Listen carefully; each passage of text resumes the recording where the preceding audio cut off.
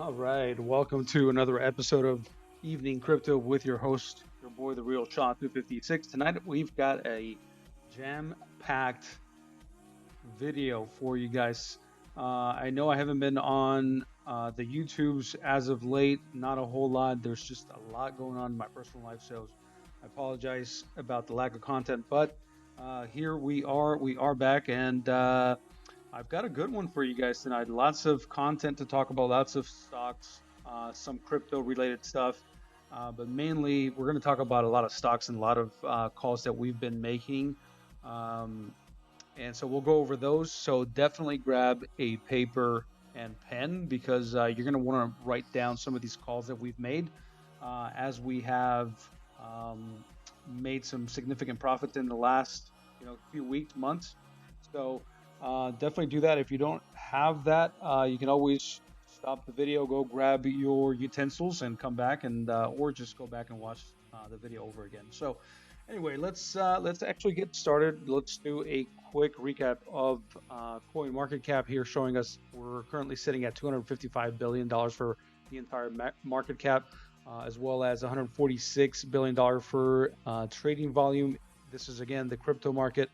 Um, just pretty steady, right? Bitcoin ticking up to about 9,300. We'll talk about whether that holds or not, and what our outlook is for the short and medium term.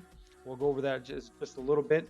But again, you definitely want to hang on for the latter part of the video where we are going to discuss some of our calls, and you want to definitely write those down. So let's actually get started. If you guys are not following us on Twitter, I suggest that you do that. So go ahead and go to Twitter, the real Shaw 256, and pretty much, here's the why you guys should be following there.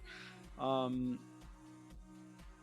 so I made a call last week, or I'm sorry, this week on Sunday. Where's okay? Is this it? Tuesday. Blah blah blah blah. Well, here we go. I think this is it. Okay, so and this is by the way. So I don't know if I've told you guys yet, but I do have a private WhatsApp group. So if you're a novice trader or an intermediate trader, then this chat is definitely for you. It is a free chat, not charging for any of this. You guys know in this channel, I always promote the information sharing thing. And I don't believe in charging for content. I don't believe that we should be charging for access to these private rooms or anything like that. But I do have a private room. If you guys are interested, like I said, if you're a novice trader or maybe an intermediate level trader or investor, then I would encourage you to want to join the group on the WhatsApp. If you have the WhatsApp, then that is the number one requirement. Number two, if you look down below in the description of this video, you'll see a referral link to Robinhood. Please sign up to the account. Let me know that you have opened the account, and I'll give you access to the group. Again, the group is to discuss trading ideas. Anyone and everyone can ask questions there. There are no dumb questions there, so ask away. It's all about information sharing, and this actually benefits everybody in the group. So I do have a limited amount of participants that I want in the group. So and that is just so I can keep a good accounting of those who are there. And you can also be part of the live private room discussions. So we'll every once in a while we'll do like a live private session. I'll send out a link. You guys can follow that into a live kind of like a group meetup online, kind of like Zoom. And we can discuss like any crypto that you like, any stock that you like. We can go over some of the fundamentals. We can go over the chart and whatnot. So if this is something that interests you, I would encourage you to please send me a direct message on Twitter. My direct messages are open, so definitely shout me out there. Follow the channel at the Real Shots of 56 and let me know that you have created your account. It is not a free signals group, so I'll let you guys know that it's not just about signals. Although I do share some of that information, some of the stocks and cryptos that I think are breaking out. You guys will get the benefit of that. Again, if you're a novice or intermediate, you're welcome to join. And you as well, if you have any sort of stock or tip or anything that you want to throw out to the chat, definitely do that. I would encourage that. Again, it's all about information sharing. It's all about helping each other succeed. So let me know again. Send me a direct message on Twitter, and we'll go ahead and add you guys there. As long as you've created your account through Robinhood through the link down below. So let's talk about stocks first. Let's talk about traditional markets.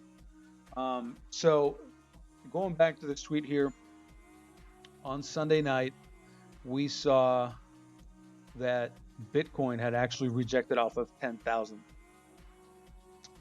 So we saw the rejection, and based on, again, I've been preaching to you guys that you guys should use any sort of information that you have to your advantage as leverage to trade in these markets interchangeably, whether it's stocks or crypto, right? So we saw Sunday night that there was a rejection of 10,000, or over the weekend actually. Bitcoin rejected off of 10,000, and then we saw that based on current trends, Bitcoin and traditional market stocks have actually been tracking each other, right? There's definitely a lot of correlation going on there. So I sent out the tweet to the group and also tweeted it out. So that, again, just another reason for you guys to follow. It's hard to think that legacy markets will not be affected by the rejection, right? So that was number one. That was one of the things that led me to believe that we would see a correction in traditional markets, and we actually did see that. So that was the number one factor in my mind, right? As of Sunday evening, that was the thing that caught my attention, and I did expect a weaker open and also lower prices in stocks for the following week, right? Which we have seen, right? If we look at the SPY, we see this nice little correction that we're in, touching this previous line of support, which we've pretty much plotted out here for a while. But and that's also corresponding to the 0.5 Fibonacci retracement line there. So we knew that was going to be a pretty good line of support there, bouncing off of that and actually closing at 28.20. I'll tell you why 28.20 is important.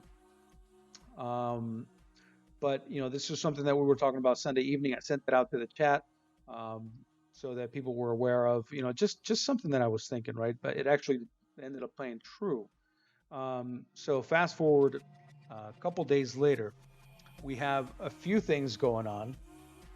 We have Dr. Fauci, or however you pronounce that, came out and said that that we shouldn't be too quick to reopen. He basically advised against it, right? He advised against states reopening the economy. If they are not essential workers, then everyone should stay at home. He also, and I quote, said, opening schools up by this fall would be a far bridge to cross. So, end of quote.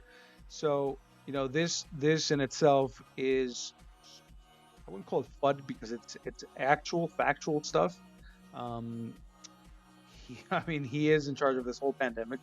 So anyway, he came out and said that. So that is something that instills fear in a lot of investors. And then we had California extending the stay-at-home mandate for another 3 weeks.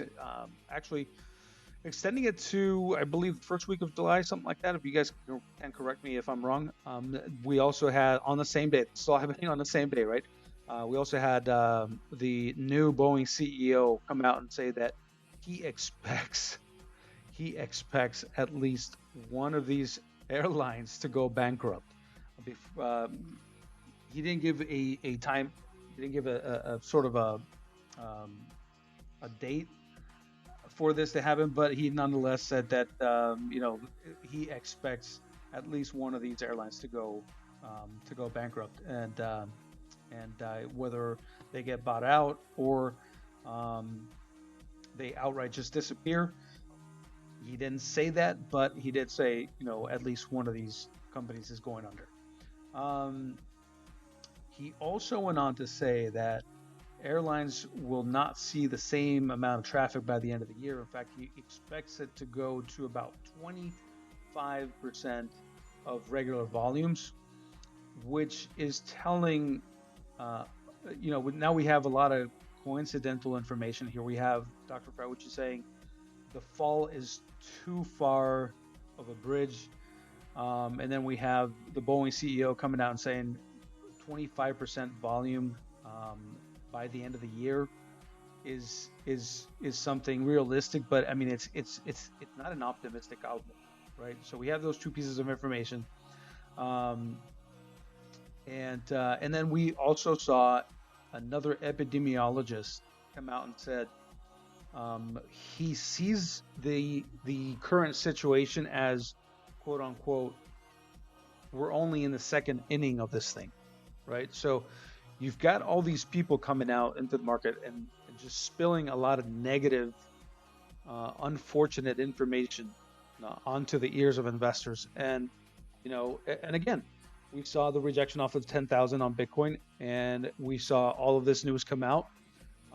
So I was actually just going off of the fact that because there is a lot of correlation between Bitcoin and traditional markets, I was just going off of that hunch that there was going to be a correction in the SPY, the NASDAQ, the Dow Jones, and individual stocks. So just that alone was enough for me to think, okay, we're probably going to see a correction here. But again, all the surmounting amount of news, negative news that is, just kept piling up.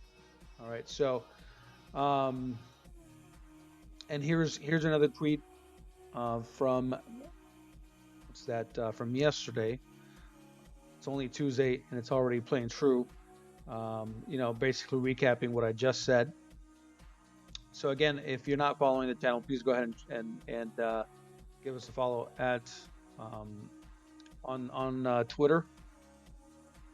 And another reason, here's one of my most recent tweets as of today, earlier today. This was at 12:25, right? This is the 4-hour. This is the 4-hour chart on the SPY, holding on the 55. I'll go back and do this live, but this is the tweet. The SPY on key support 28.20. We don't want to break. If we close today's candle under it, we will likely head lower, right? So currently holding the 55 MA. That's kind of where we're at right there. And also it touched and bounced previous lower support. That's this green line right here. We need to bounce here and finish the week strong. Otherwise, it's again probably heading lower. All right, so let's actually see and look at where we ended up. Right, that was at 12:55 Central Time. So 12:55 Central Time. Where did we end the day on the SPY? 28.20. Right here. I don't know if you guys can see it. We ended at 28.20 today. And if we look at the 4-hour, here's exactly what I was talking about on that tweet. Actually bring out our EMAs. 55, what's coming in right there. We look at the daily, just under it as well. Let's bring our drawing tools. But here we go. We wanted to respect 28.20. That was the level we wanted to make sure we didn't close that 4-hour or even a daily candle below, right? So we actually stopped there. So we're 2 for 2, guys. We're 2 for 2. Right, just wanted to go back and show you guys 28.20. That was at again 12:55. All right, so again, I encourage you guys to follow the channel. This is why. So I do expect to bounce here, and this is something that I've also relayed to the private group. Is I do expect to bounce from here. Um, we are going to face a lot of resistance on the way up here. See this purple line? It used to be it used to be this ascending line of support here, and we should be bouncing off of this, but we should also find that resistance immediately afterwards, right? At around 2860, 2875 in that range. But ultimately, I mean, we could trade sideways right around here, right, above 2820. But we do need to see a bounce here before the end of the week. We need to end the week strong, above the this green line here at the 0.5 at 2795. If we do end up above it, I start to get a little bit more optimistic. I do again like that. We expected 2820. We didn't. We dipped below, but that's fine. That's okay. As long as we don't close a daily or 4 hour below 2820, then we're okay. All right, you guys know how that goes. RSI is still pointing down, and this is again on the daily, so that's a bit scary. So we'll have to watch that. We'll have to watch that.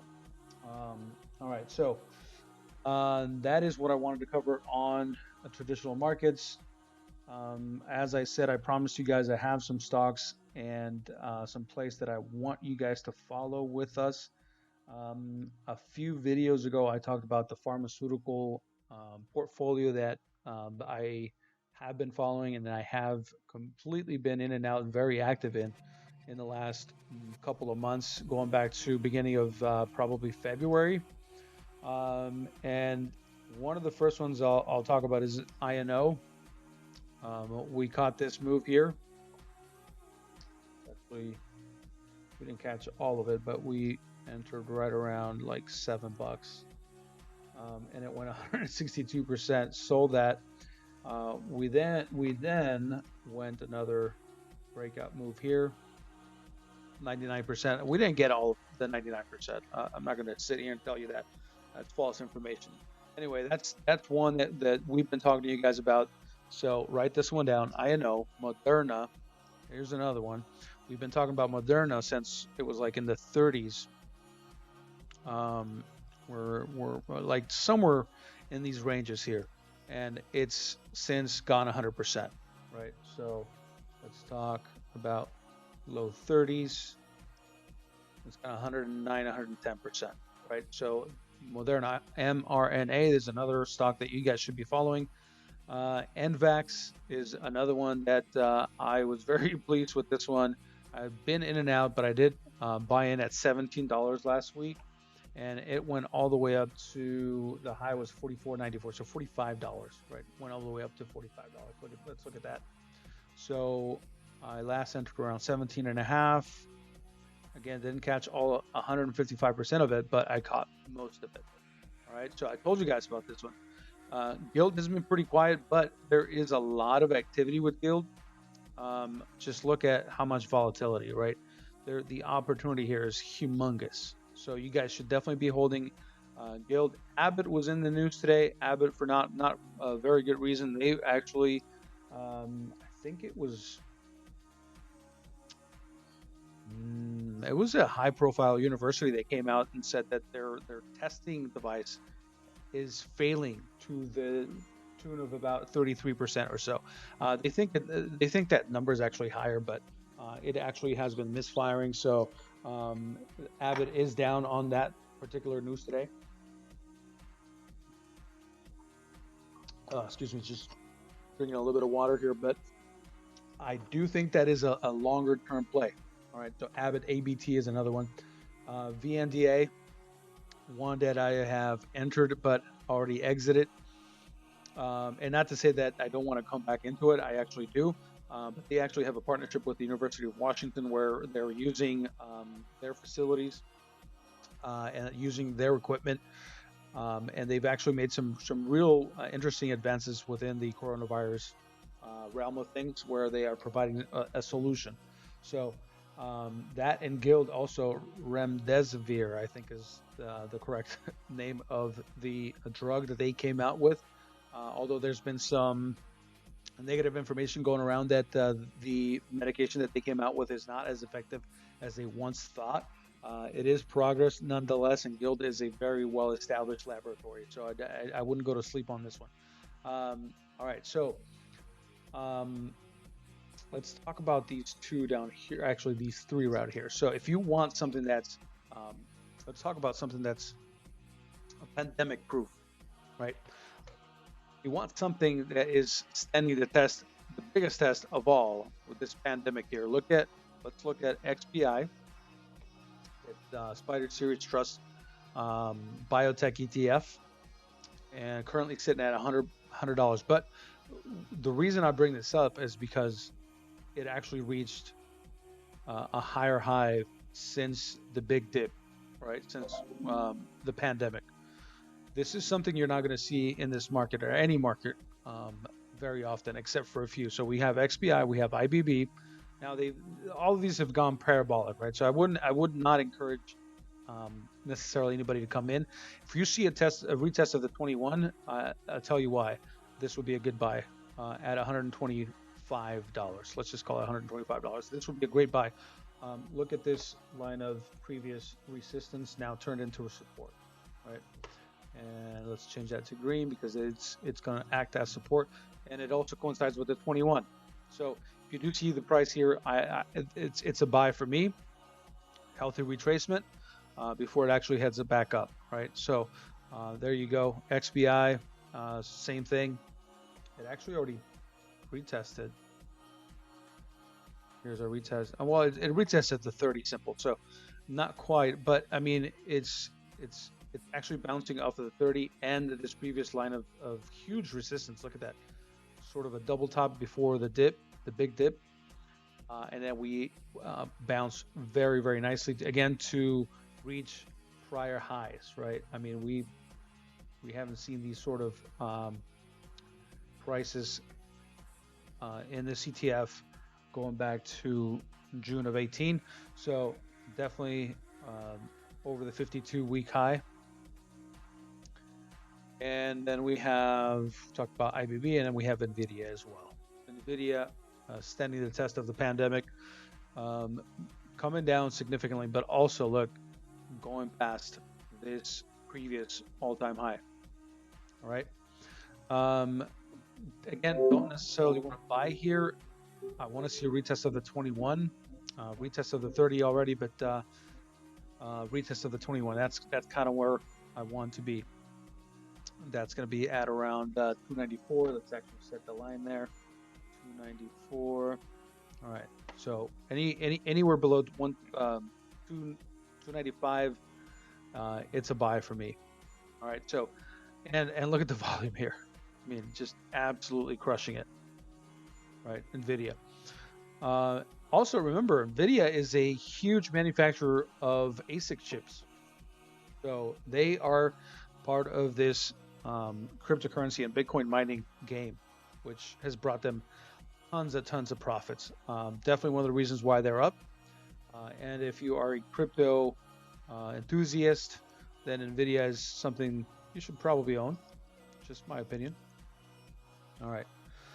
So that is our pharma and our healthcare calls, some of the things that you should be owning. Let's also talk about another call that I've made recently to our private group. I'll share this one with you guys. Right here, Saber Corp. Now, looking at the chart, you may not think much of this, and I agree. But here's what's very interesting and why I think we should be owning this, and I do. I've already taken a position on this. So none of this stuff that I talk about, guys, is not anything that I'm not trying myself. So rest assured that I am definitely, putting my money where my mouth is. So here we go. We've already tested this low, right? As of everybody, everybody's been part of this suffering as part of this pandemic. Reaching down to about $3.30. That's insane. I mean, let's just put a real quick measurement here. Down 85%. All right. The reason this is very interesting to me is because we had been looking at some calls for this, some call options for June, and we saw the call option for June expiration go from literally 50 cents all the way up to $7 and above. Okay, just think of the magnitude there, over 14 times. So it went from 50 cents to over 750 in a matter of a couple days. So what basically, for those of you who are asking, what does this mean?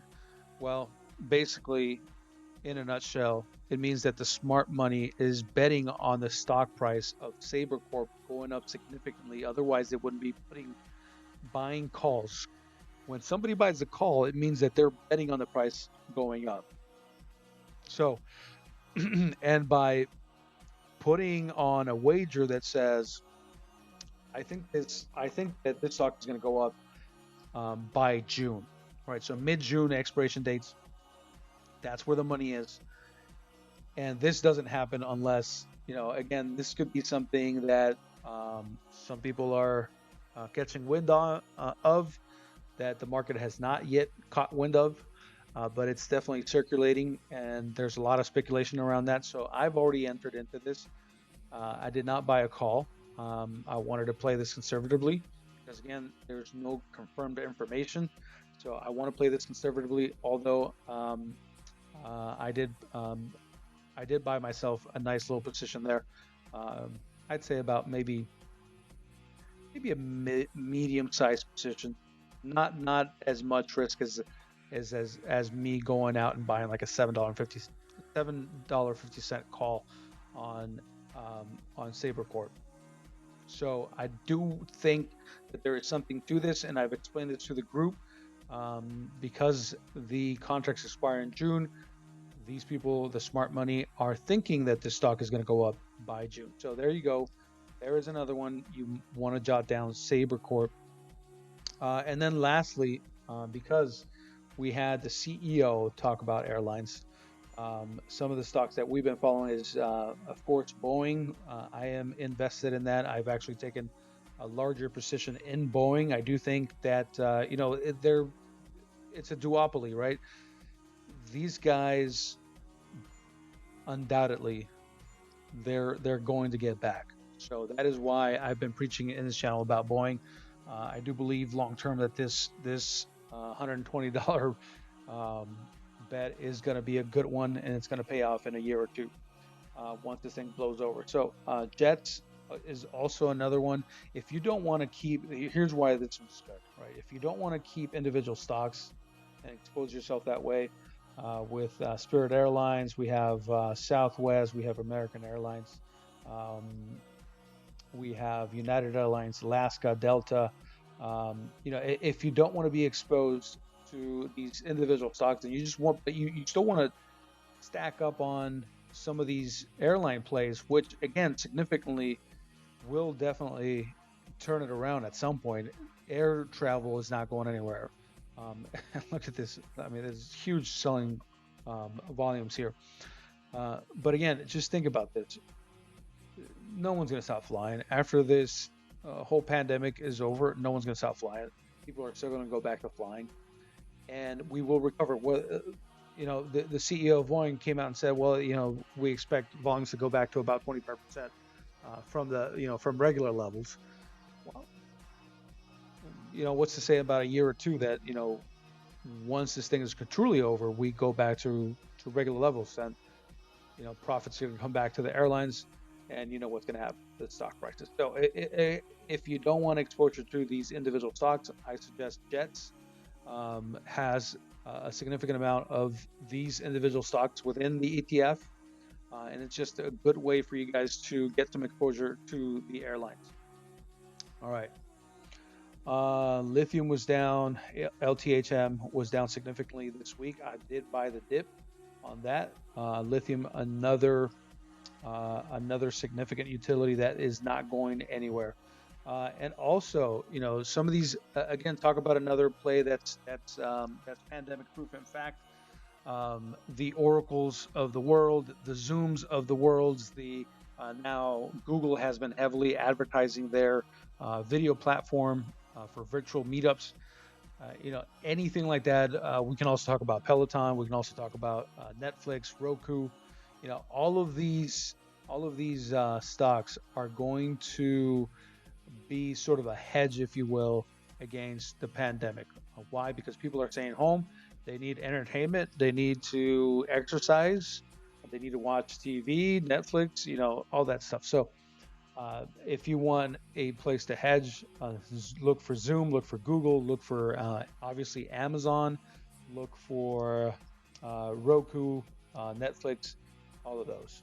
All right. So hope you guys are finding this information useful and hope that you guys do decide to add some of this stuff to your portfolios. Let me know if you do. Again, you can always reach out to me, whether it's down here in the comments in the YouTube section, or you can direct message me on Twitter. Let's actually get into the crypto, which I know a lot of you guys are a big fan of. And I know it matters because we're back above 9,000. In fact, we're currently trading at 93.12, a little bit higher of where we started the video earlier. Let's look at the 4-hour real quick and start doing some short-term analysis. Sort of a cup and handle here, a W formation here, rounded bottom, which these typically do end up as a bullish formation and end up breaking out. So it's pretty nicely there. Let's actually try to put a measurement on this, see if we get this right. Where is that? Right there. And then we have our breakout section here. So this is our resistance turned into support. Now let's take this line here. And voila. All right. So it looks like this is already played out, right? So I wouldn't be buying at these levels. Would definitely not be buying at these levels. And again, this section here is going to act as a supply zone, right? This is a supply zone, right? You're going to find a lot of supply here, a lot of people selling at these levels up here. So don't be a liquidity provider. All right. Don't give these people the benefit of the doubt. In fact, this is a good time to take some profits. All right. If you haven't already, it's definitely a good time to do so. So in the shorter term, I do think, again, shorter term of things, this play has already exhausted. We could tick above and climb into this box here, but I don't think we're going to sustain, honestly. I really don't. The outlook currently is not one to support this sort of move. And if we do, I mean, geez, I could definitely be wrong. I've been wrong many, many times, but I do think we're going to find a rejection off of this box here and come back down. And this is again more in the short term of things. We look at the daily. See what the daily is saying. 4-hour RSI looked pretty toppish. We do have a bullish cross on the stochastic here, confirmed. So again, there is room for us to actually go back into this box here, but I don't think we're long term. I don't think we're going to sustain. I think we might go in here. I mean, this was a very deadly drop, right? Let's actually put a measurement on it from this top. And we're going wick to wick here to this bottom here. That's 18% in a short period of time. So it was a very, very drastic, very dramatic fall. So we expected some sort of a bounce after that. So anyway, I do think, again, this is not sustainable. I don't think this is sustainable. I could be wrong, but again, I do think we're going to reject off of this area here and come back and find lower prices. Definitely retesting the 21. If we break from there, well, we have both 200 simple and EMA coming in as support, again the 55 as well on the daily. So look down below to like 8,000, lower 8,000, 81, 8,200, maybe 8,000 flat is kind of where we're going to head, in my opinion. That's on a shorter term. Now midterm, let's talk about midterm here.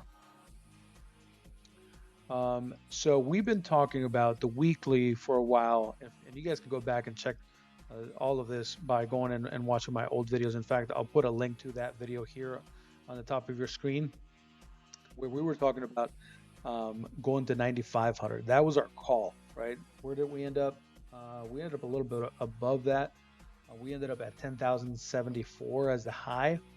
But I had been calling for this sort of move for a long time. Why? Because I went back and explained we've only lost both the 200 and 200 EMA on the weekly only once, and the one time that we did, we catapulted all the way up to 13.9, almost 14,000. So using the same scenario and using that to our advantage, we thought, okay, well, same thing here. We lost the 200 EMA on the weekly, found support here at 3,800, obviously, and we catapulted off of the 200, burst through the 200 simple, and voila, all the way up to 9,500. Why 9,500? Well, because there was a clear line of descending resistance here from 2017 all the way to now. And we knew that was going to be a great deal of resistance there, and likely not be able to get over it. But again, we went all the way up to 10,074, so not too bad. Our call was kind of sort of conservative. Missed it by about $500. So, but we got this right nonetheless.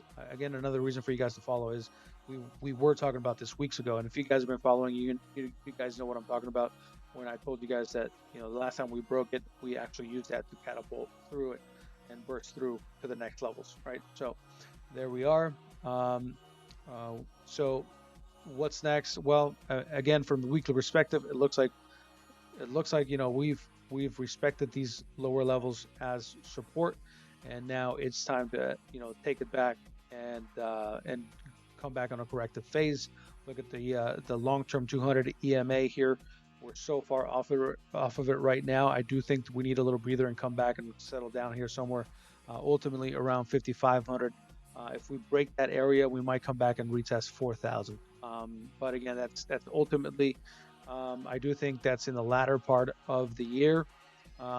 We might just slowly but surely scale down. Again, watch out for these type of moves in dramatic Bitcoin fashion. We know that this is always something that's a viable option or a viable roadmap here, as we have seen it in recent past. So again, midterm, I do think we are going to start in a corrective phase. That these markets are very cyclical. I do believe in that, and Bitcoin has showed us that time and time again. So again, watch out for that. This may not hold. I don't think this is going to hold, and watch out below, especially where the 200 EMA is coming in at. I would expect it to have some support there, unless things get really drastic with the pandemic and we have a second wave, as they're talking about already. Talking about September, October, November timeframe, we might have a second wave, and if that is the case and we are somewhere close to the 200, then definitely look for 4,000, maybe, and retest 3,000 again. All right, so I'm serious, guys. I'm really serious. The situation is dire out there. Also, I do agree with Pompliano recently coming out and saying that this market, talking about traditional markets, talking about stocks, bonds, and all this. This market is, I do agree, is being artificially propped up by a lot of liquidity, by a lot of money printing, and I agree and disagree with this whole thing. That is it okay, or is it the right solution to go ahead and print money like crazy, like we have, to the tune of about 14 trillion? We've added 14 trillion, guys. We've added $14 trillion to the United States money supply. $14 trillion. It's a serious number, and one that we should be paying attention to. So if you ask me, it's not healthy entirely. However, it is. Look at this bottom line here.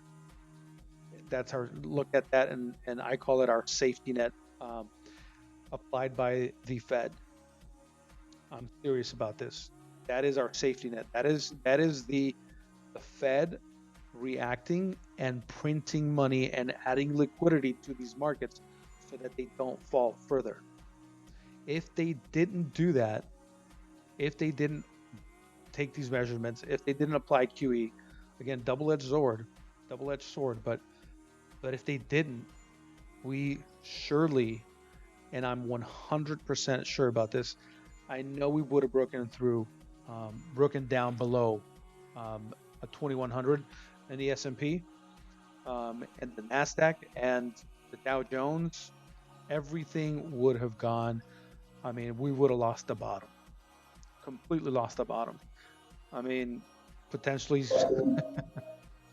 I mean, it's all hypothetical because obviously it did not happen. But we could be seeing 2008, 2009 bottoms, right? Why not? We bottomed at 670 in the SPY back in 2009. I don't want to say that we would have gone back, but it definitely was in the cards, guys.